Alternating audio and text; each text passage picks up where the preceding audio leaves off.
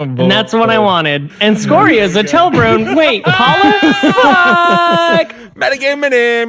I didn't get the joke. I literally stepped away. I came back and somebody's like, "Say my name." Stepped away.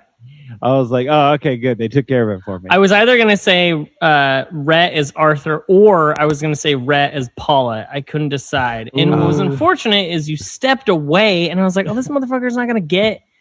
That's so weird that I swear I stepped away at an appropriate time, but you didn't. Okay. Well, fair enough. I'm mad. Yeah, I'm mad at you. This is your peak, guys, because you're in the heat of it, the metagame minute, and this is what happens when we're fucking off the air. We're going at it about who fucking said what and where they said it and why. Also, I feel like it's worth explaining that poor Milo, his internet pooped out, and so he's not here. That's kind of why we. He lives in the way we are. He lives in the middle of nowhere, and internet is hard. Why does he live in the middle of nowhere? It's been like, it's been one way since I let a man. That's about a beat. Right,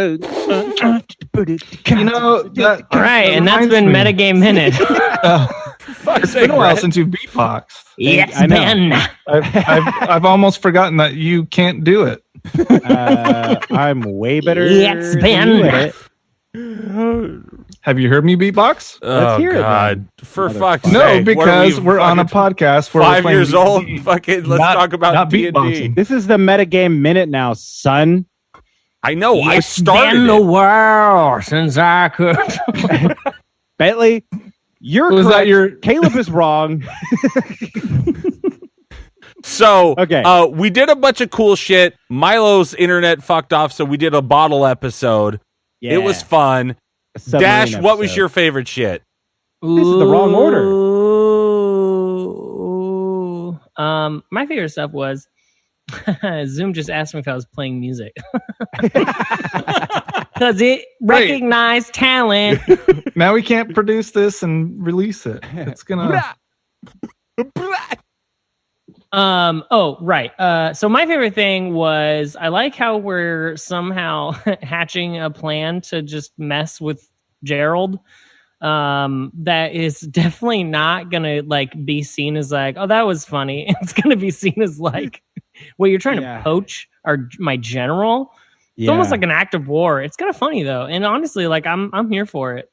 Yeah, it definitely bringing Adrian. When I saw Adrian was drunk, I was thinking to myself oh, this is a perfect way to get off some shenanigans that I've been wanting, that I've been joking about the last few episodes, because he's a fucking very powerful being, and he loves playing, acting, performing, and a prank is all of those things combined. It's fun.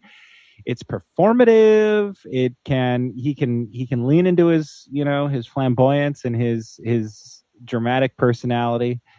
So I took my swing, and I am thinking that maybe it will be a problem later, but what's the worst that can happen? No, it's going to be a problem. We got a powerful dragon on our side. So, granted, the Lord's children can beat one of our best fighters. So, maybe we're just going to get our ass beat. The whole family's going to walk down here and be like, you know what? You're trying to take my throne? She didn't beat. We matched. Yeah, I don't know. Even through the haze of a debaucherous evening, I feel like you lost. But yeah, it's going to be fun. Yeah, I'm excited to usurp a throne and take over an army and have our own kingdom and then rule the world with an iron fist, and you guys become my thralls because I become a vampire lord, and then that's the end of the game is I win. You become the vampire lord and we become your trusted servants. Thralls, you become my thralls. Your willows. You become my thralls. Well, Dash, consider that servants are more useful if they retain their free will and their sense of individuality. Like Benny and the Mummy. For anyone. Wow, what a reference. Great movie. Great move. Brendan Fraser? It's almost obscure if the Mummy, for some reason, hasn't become so heavily memed in like the recent years. Yeah, no. Has it? I mean, yeah. Oh, I'm out of it. Whoops. Yeah. It's because it's amazing. It is. It's a movie. It's a great film. Timeless. You don't have to tell me. It's a really good movie, man. Have you seen it? Have you seen Brandon it? Fraser. I got this meme. I got this meme. Rachel Weisz, Mr. Wolf. The other ones. Mr. Wolf. What I wanted to know was like you upgraded all of your 12 soldiers of Cord or whatever. You upgraded all their gear. What does that look like to you, like visually? Like what are you specifically thinking? Now that you've upgraded them, like what does it look like on them, and like does it have the logos armor? and all that shit? Because you spent like what 50 gold a piece or something on each person. It's like 600 total gold. Yeah. On all 12 men. So they're very well equipped now. I mean, they're in comparison, how well equipped would they be to like a top tier, I guess, soldier in like the army? They're going to be better equipped. Yeah, for sure. So yeah, they're I'm training them to be like an elite fighting force. Yeah. So like commandos, if you will. Essentially, yeah, like commandos or like Navy SEALs. Essentially, we can use this small strike force and like send them in to like take care of stuff. What does their gear look like? Are you going like with an aesthetic, for Cord's army or whatever? Yeah. Well, I don't want them to be like super. I don't want it to be like super shiny. Like you can see them coming like from a ways away because they're, a small fighting force. So mostly black with like some dark crimson kind of aesthetic to it. Yeah. Yeah. The white markings of you. Wolf. Yeah. Wolf Team 6. Wolf Team 6. Yeah. Wolf Team 6. It's Wolf Force. Wolf Force. How many more puns can we make off this? Yeah. So definitely like more like subdued colors, I guess, to their aesthetic. But it's really good armor and really good weapons. Everything's sturdy. Nothing's going to break on them. They're not like your common, foot soldier. They're like going to be heavily armed. Nice. Hell yeah. Nice. And I know that you would know this, Mr. Wolf. Do you have a favorite recruit? Do I have a favorite recruit? Yeah, as Mr. Wolf, like surely one must stand out above the rest. Yeah, there was like one guy, he's probably my favorite. And then there's like 10 others, and then Riff somewhere kind of near the bottom. And I'm just like, you're still a kid, No, Riff's my favorite. Riff's my favorite recruit. Oh, that's. I mean, if you're part of my little militia, I guess. Yeah. I will always I'll always go help my friend Mr. Wolf. Okay, I just felt like you're more like above like my strike force. You're on a different tier. I just always like I'm Riff is the friend with Mr. Wolf where like if Mr. Wolf gets in, she's kind of like, I hope he gets into a bar fight tonight because that means I get to go kick butt with him. Right. Yeah. Yeah, you come with our like the original 5. That's they go off and they do their own thing. Any other moments that you really, really enjoyed? I mean, you guys had a bunch of fun RP moments and especially the stuff at the end.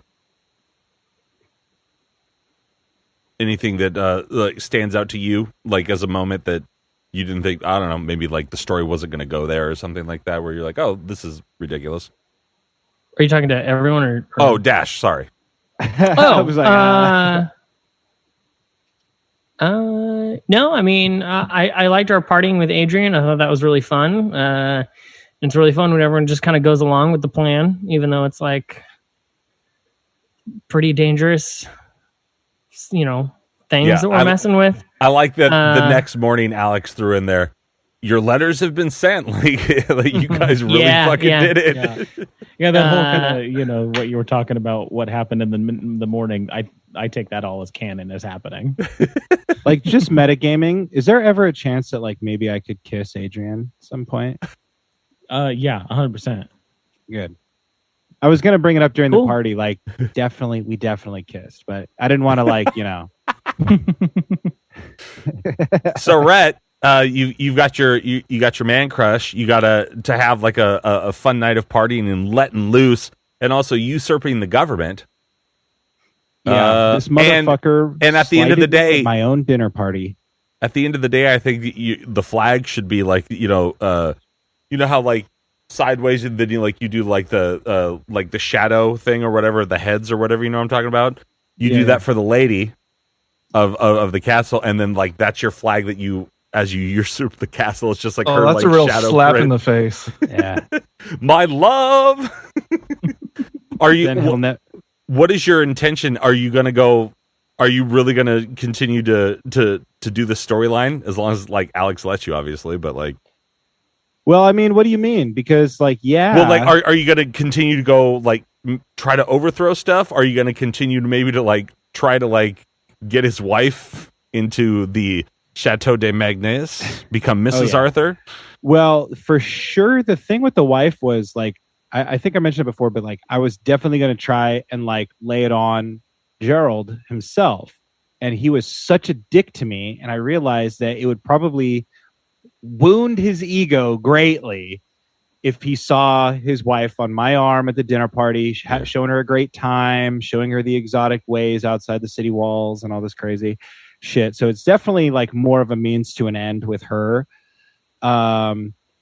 And as far as overthrowing the government, like I definitely think I made up my mind because like I'm kind of an informant for the Dragon Council.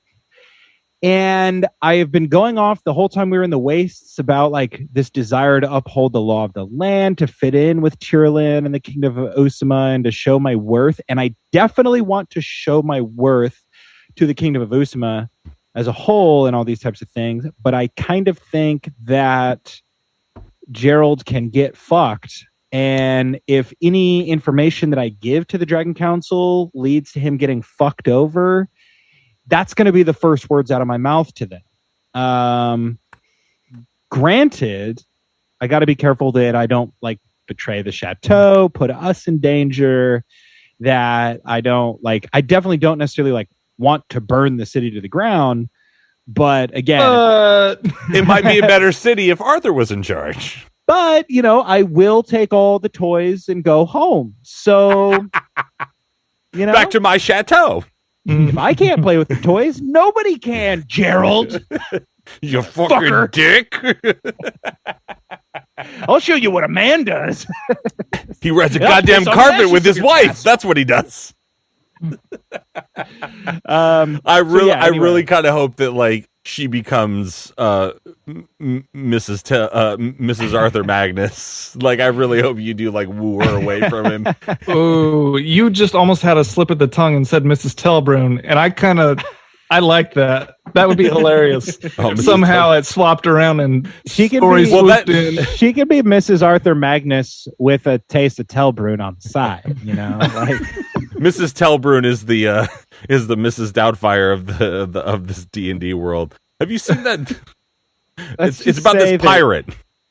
Let's just say that being a half green-skinned lizard milker has its advantages with some ladies of the court and men of the court.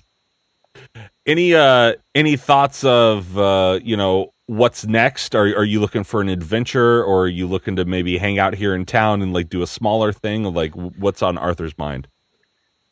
I'm on board for whatever. Getting this 800 gold felt really good, and I want more gold. I want more riches. I want more fame. But I'm open for whatever. If it's more like getting lit with Adrian and like causing issues that we have to clean up later. Yeah. Issues that we have to clean up later and deal with in a role-playing fashion, then great. If it's going into the Fey Woods and making bargains, then so be it. If it's going to the Dragon Council lands and negotiating trade, like I'm up for whatever. It's been fucking great so far, and I'm just excited to hang out with my homies. Caleb. Yeah. Mr. Telbrun. Yeah. You had a lot of cool moments, a lot of calculated moments, like where they were very informational, I think, for you as a character, and then obviously for us as a listener. What was like one of your favorite parts in this episode?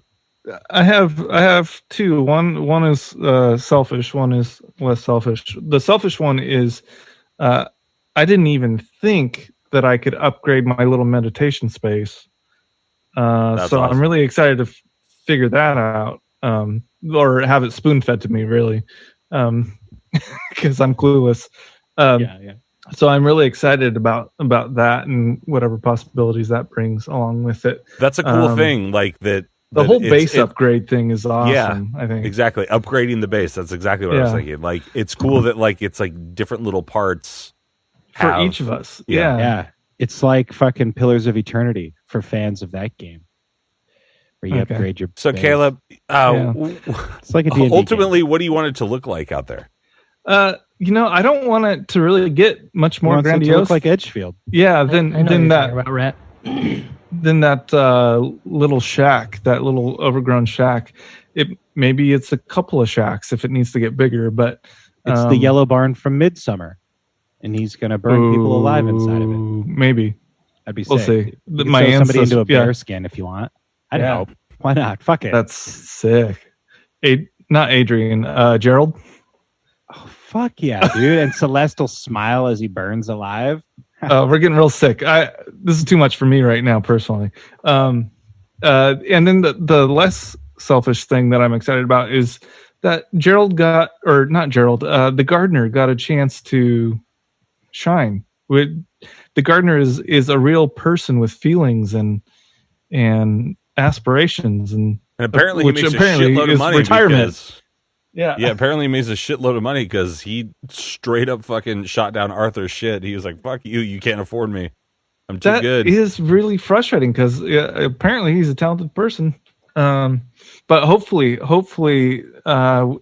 when Wolf and Arthur's plan comes home to roost, he will join He'll us get at in the line chateau. with the new kingdom of Usama. Yeah.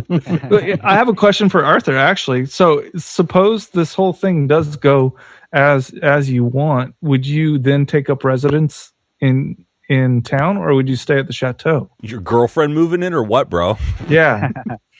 Do I have to move my things out of the way, or? Gosh, I don't know. I mean, we're basically connected by a teleportation circle, it could be one and the same. So why not have them both?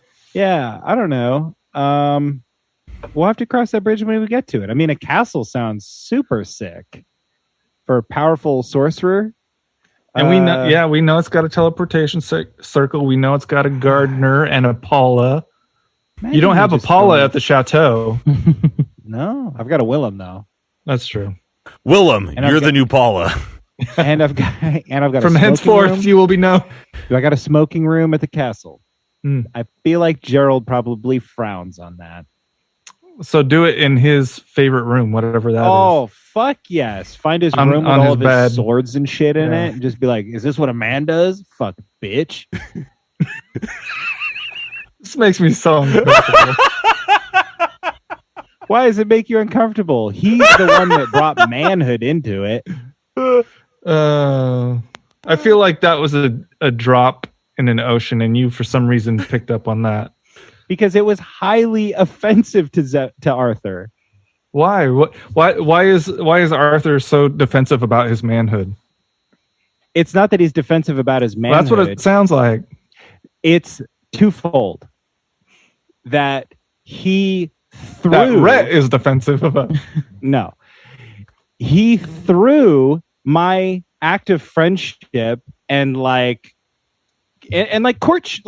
in the sense of like I'm trying to bring a certain like flamboyance to our like political relation, and he throws it in my face, and he's like, "Yeah, like I used to come to the Chateau Magnus when it was run by real fucking men who hunted monsters, not people who dress in frilly clothes and have swoopty shoes and fucking fly around on your flying carpet." I was at the chateau before it was cool. Yeah. I'm going to go talk to the biggest fucking person here because I equate masculinity with size. Like, that really got to you, huh? That was all fine. And that was like 2 weeks ago when we played. He's still pissed about it. And now it's all fine. He just needs to pay for it. Like all political transgressions, Caleb. Right. This is motherfucking Game of Thrones right now. Okay? He crossed a fucking line. He embarrassed me in my house in front of my friends. I gotta tell you, your friends didn't hold a whole lot of. And if the flying carpet wasn't brand fucking new and he had smacked on it, fine. Maybe the novelty had worn off by then, and I would have been like, okay, I guess he doesn't like having fun. But now I know that it's more than that. I like how you're so butthurt about this. But you hate fun now? You can't let it go. Guys, it's all in character. Right. This is all what Arthur is thinking here. During the metagame minute. Oh, Yeah. farts. Yeah. And the thing is here's the truth too. Like, Really? You're getting red. no, that's just a lie. And here's the thing too. Like, this is something like that maybe stems back to Arthur's childhood. Like, growing up in tandem with his sister, who was like always the star of the show, and like being like hand in hand with her at all times. Like, a lot of the men of the Magnus household where he grew up probably did ridicule him a little bit, that he would rather spend time with his sister rather than doing what men do. I mean, Arthur's not a fighter. He's not drawn a weapon once in this whole campaign. We know. Yeah, we're well aware of your fighting prowess. I'll be 120 feet away, guys. Thanks. Yeah, it used to be further when I could link with the pipe and things like that. Yeah. Now you're on your fucking your carpet, and you're just kind of like, I'll monitor from up here, guys. I'm circling circling. Right. So I think that's pretty good for a metagame minute. What are we at? Like 48 minutes. It's about the same as the episode. Yeah. Well, I was gonna say, Alex, anything? How was it for you as a metagame minute? To borrow a Rhett phrase, let's metagame here a bit. How was it for you to kind of take the pivot and do something that I'm sure you came in with a different plan today as a DM before Milo's internet kind of crapped out. So how was it for you to pivot and all that sort of stuff? It was fun. I was happy to do kind of some of this just free flow exploring of the characters and your surroundings to give a little more depth to the city and the relationships the chateau and the city have. I'm really enjoying that. Like I said, the Lord and the Lady and the kids, I put their story together a while ago. Yeah. So I'm happy that we're exploring it.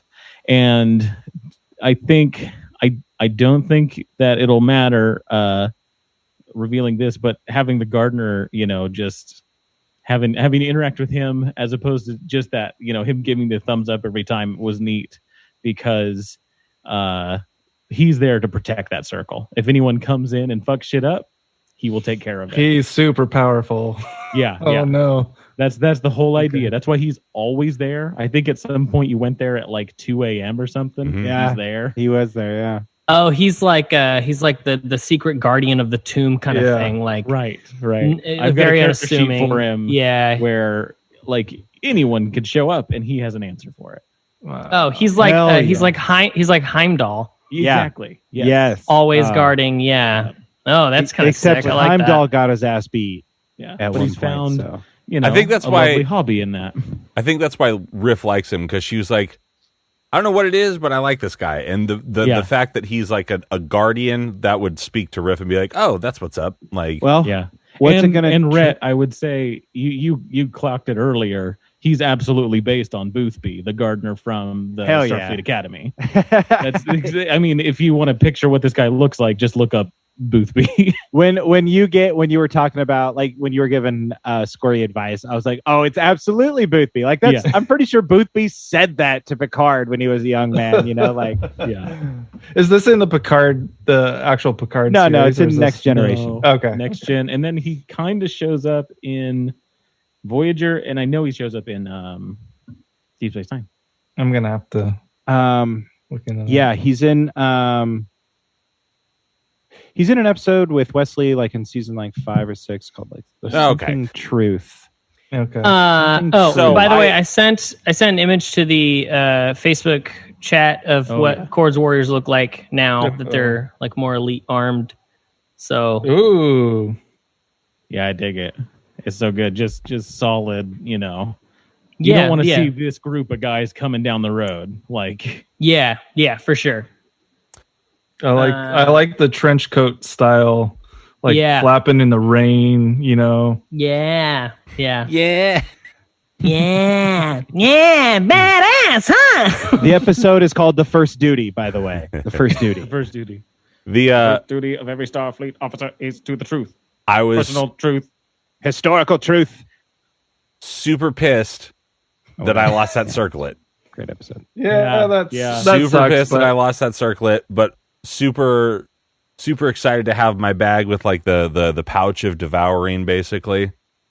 And to be adding to that library, like Riff feels really, really good about that. And then to do the whole meditation mushroom trip thing and kind of like start seeing like the different realities and whatever. And that's something that I'm going to explore far more in future episodes, because I wrote it down that I wanted to like meditate and drink that liquid and like see where I was going, and then see if I could like connect with the house, connect with that vein, that rock, all that shit. Like, I'm glad somebody else cared about that pink rock, because that has been stuck in my mind for a while. I don't know. Riff was thinking like, I'm going to meditate and trip balls. So like, what if we go down to that rock that Scory seemed to have a thing about? Yeah. See, like that. maybe it's like another, like she was thinking other dimensionally, is like, maybe if like I trip, like I'll see something with the rock that is different than, kind of unlock its secrets. What if Riff, like every time she gets these like animal spirit touches, she gets to like take on animal powers for like a day or two, and then I've got great hops now. I'm just dude, you have the jump basketballs spell on like motherfuckers. innate, dude. Don't like that. For like 24 Scory hours, don't like that. You got jump, and like with the hyena, dude. With the hyena, you got like, I don't know. I've got bite. Something about laughter. Okay. Because they laugh. Oh, Tasha's hideous laughter, like, or Riff's hideous laughter. Yeah. Okay. And if you get like being possessed by that spirit, that was fucked up. Alex, what did like, have you always had that? I mean, of course you've always had that fucking mechanic. It's just, I'm always surprised by the shit you pull out. You're like, do this. I'm like, oh, okay. What's he must be making something up, and you're like, okay, now you're possessed. And I was like, oh shit. Yeah. I mean, that's why I do, the kind of basic world building, just so I know when these things happen, what will happen or what would make sense that happens.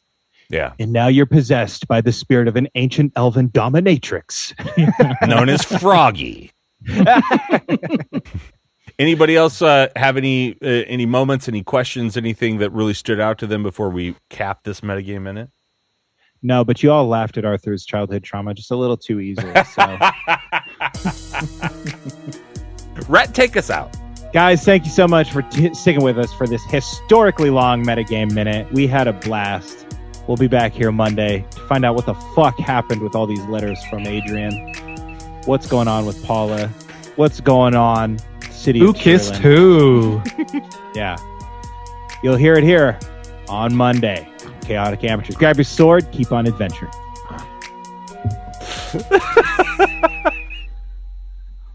Boy. What? Good stuff.